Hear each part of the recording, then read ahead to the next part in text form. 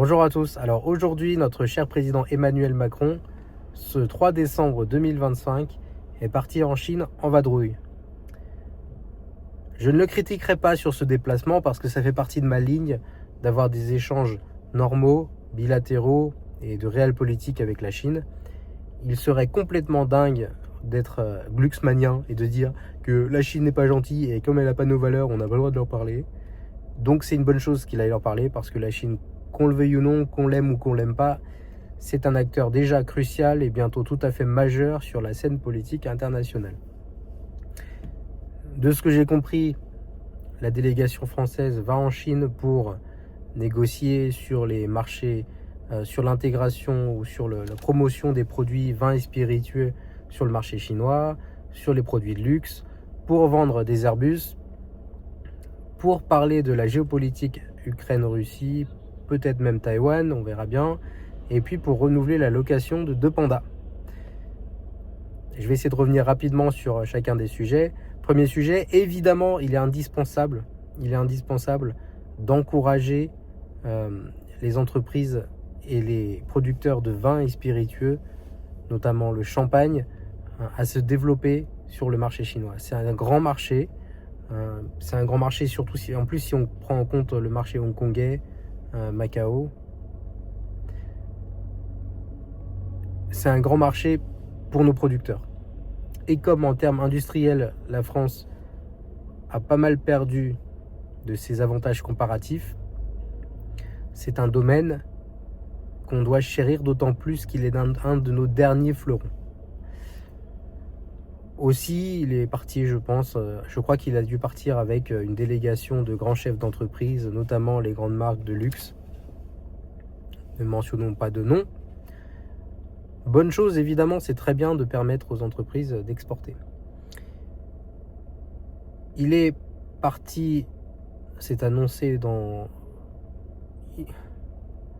Il est aussi allé en Chine pour tenter de vendre des Airbus, ce qui est une très bonne chose.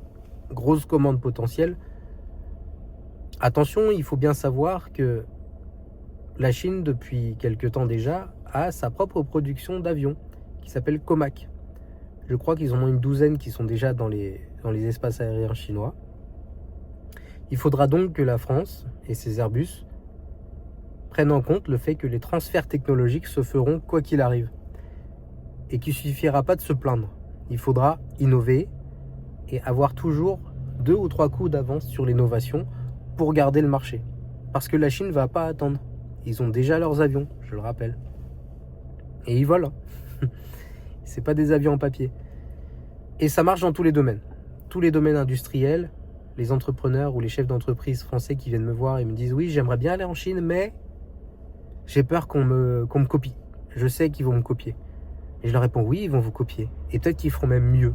Et vous aurez beau avoir un ingénieur qui sera très très bon, même 2 fois meilleur que les Chinois, ils vont en mettre une dizaine. Qui travailleront 2 fois plus. Donc oui, ils vont être plus bosseurs, ils vont vous copier. La question, c'est comment est-ce que vous faites, comment est-ce qu'on fait, nous, entrepreneurs français, dans l'industrie, pour avoir toujours un coup d'avance en termes d'innovation. Il faut bosser un max. Il faut aussi qu'on ait le soutien du gouvernement. Ça passe par une réduction radicale des taxes, parce qu'on ne peut pas être compétitif si on est surtaxé. Il faut savoir quand même que les entreprises chinoises sont moins taxées que les entreprises françaises, de loin. Surprenant, non ? Évidemment, les sujets des voitures électriques, des importations des produits, probablement des mentions de Shein et Temu vont être abordés. C'est important que l'Union européenne se protège d'une certaine façon des produits chinois qui arrivent. Protectionnisme, pourquoi pas ? Il serait intéressant, par contre, il serait malin que pas seulement on se protège, aussi qu'on apprenne à produire un peu mieux, un peu plus vite. Et de façon un peu plus concurrentielle. Mais bon, toutes ces réflexions sont intéressantes. Pour Shein et Temu, pour le scandale Shein et des poupées infantiles, dirons-nous, il faut savoir qu'en Chine, ça n'existe pas Shein. Il faut savoir qu'en Chine, ça n'existe pas Temu. Alors, ils ont leur Amazon local, qui leur permet d'acheter toutes sortes de produits. Mais là-bas, c'est très contrôlé, ces trucs-là. Il n'y a que l'Union européenne et sa naïveté commerciale qui ouvre ses portes complètement comme ça. Mais en fait, les Chinois sont malins. Jusque-là, ils inondaient les marchés avec leurs produits bas de gamme, un peu moins bas de gamme maintenant, en passant par des distributeurs physiques. Bon, je pense à toutes les grandes chaînes de distribution qui prenaient des marges, des bonnes marges. D'ailleurs, ça coûtait de plus en plus cher. Et puis depuis l'avènement des e-commerce, donc des magasins en ligne, les Chinois ont décidé d'utiliser leurs propres moyens de distribution. Ce qui est très malin. En fait, ils enlèvent une énorme partie de coûts. Ils n'ont plus besoin de partager leur marge avec les distributeurs, les grandes surfaces françaises. C'est vraiment, en fait, il faut arrêter de se plaindre constamment des moyens qu'utilisent les Chinois. C'est vraiment la culture de l'excuse, ça.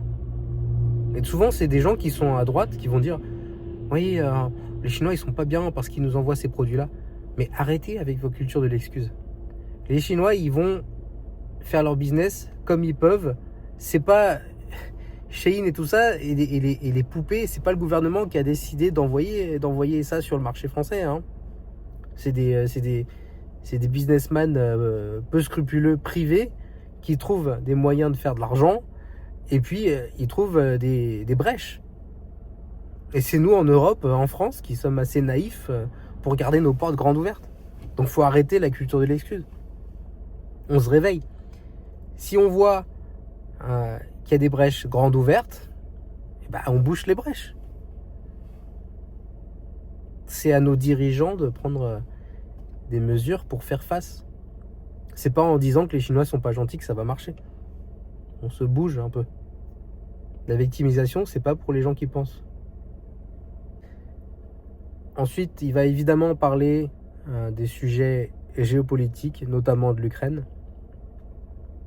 Aller parler de l'Ukraine avec la Chine, c'est une bonne idée. Parce que la Chine a un levier de négociation très important. Si les sanctions sur le gaz russe n'ont aucun impact, sont contre-productives et finissent seulement par nous faire payer l'électricité plus cher et fermer des boulangeries, c'est bien parce que la Russie peut revendre son gaz à la Chine et à d'autres pays d'Asie. Gaz qui nous est ensuite revendu.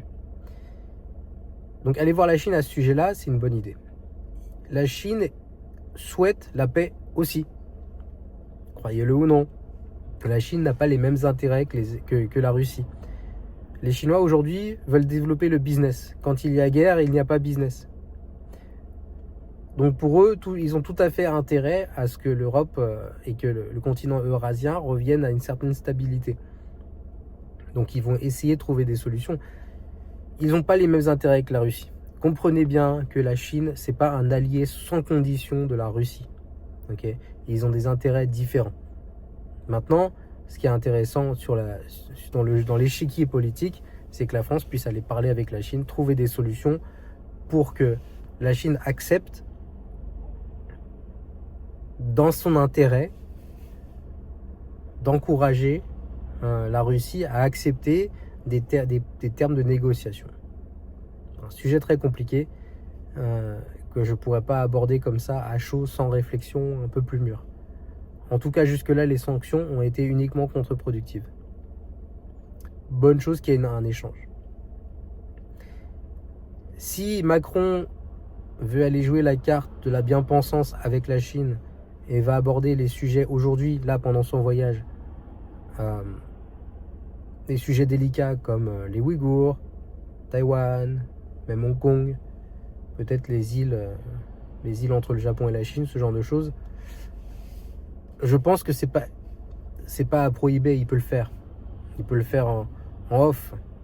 Mais il faudrait surtout pas, et on va voir, il faudrait surtout pas qu'il s'amuse à faire son donneur de leçons ouvertement. Ce serait hyper contre-productif et il se mettrait la Chine à dos pendant un long moment. Il faut savoir d'ailleurs que la Chine a du mal avec les positionnements changeants de Macron. J'ai entendu moi-même, personnellement, d'un diplomate chinois, les mots. On peut reconnaître à Emmanuel Macron son instinct politique et sa capacité à attraper les opportunités en termes marketing. Par contre, ses positionnements changeants posent un problème. C'était une citation. Nous verrons. Ensuite, Macron va renouveler normalement, c'est un sujet plus léger, la location des 2 pandas. La Chine loue ses pandas. Elle ne vend pas les pandas, elle les loue sur des longues durées. Je crois que c'est 10 ans. Donc Macron et puis Brigitte probablement reviendront avec des photos d'eux en train de porter des bébés pandas. Ce qui est très mignon, ce qui est très sympa. Ce sera bien pour son image de marque parce que ça plaît aux gens. 10 ans, je crois que c'est 8 millions d'euros. Bon, c'est pas mal. C'est des pandas qui sont envoyés aux zoos de Beauval. C'est bien pour l'économie locale, ça attire des touristes. Les Chinois, ça leur plaît parce que ça leur fait un soft power un peu plus attendrissant. Hein. Ça fait partie du jeu diplomatique. Voilà, c'est mignon les pandas. Voilà les amis. Et puis les glucksmaniens qui pèteront un câble parce qu'ils ne veulent pas entendre parler de la Chine parce que c'est un pays de gens pas gentils, blablabla. Et bah tant pis pour eux. Et ces gens-là sont très dangereux pour l'avenir de la France. En tout cas, voilà. C'est tout pour ma petite réaction à chaud. On aura l'occasion d'échanger s'il y a des nouvelles qui ressortent de cette visite d'État. À bientôt.